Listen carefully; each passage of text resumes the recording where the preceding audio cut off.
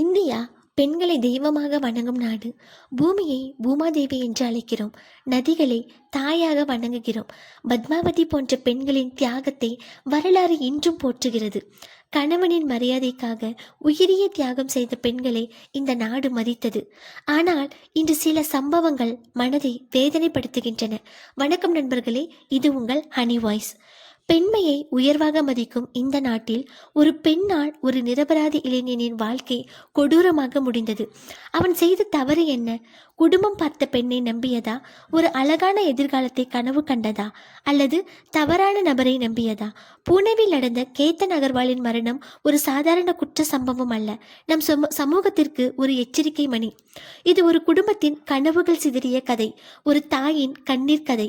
இந்த கதையை கேட்ட பிறகு ஒரு உயிரின் மதிப்பு என்ன என்பதை நீங்கள் உணர்வீர்கள். வாருங்கள், கேத்தன் அகர்வாலின் கதையை பார்க்கலாம். புனேவை சேர்ந்த கேத்தன் அகர்வால் என்பவருக்கு சியா கோயல் உடன் திருமணம் நிச்சயிக்கப்பட்டிருந்தது.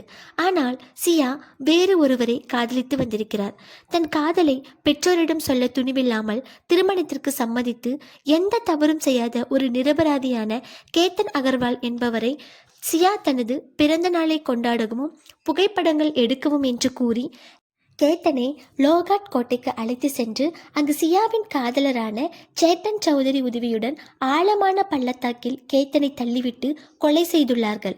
சியா முதலில் இது விபத்து என்று கூறியிருக்கிறார். பின்னர் போலீஸ் விசாரணையில் திட்டமிட்ட கொலை என்று உறுதி செய்யப்பட்டுள்ளது. ஒரு மனிதன் இறந்துவிட்டால் செய்தி முடிந்துவிடலாம், ஆனால் அந்த குடும்பத்தின் வேதனை முடிவதில்லை. சியாவின் காதல் தவறில்லை.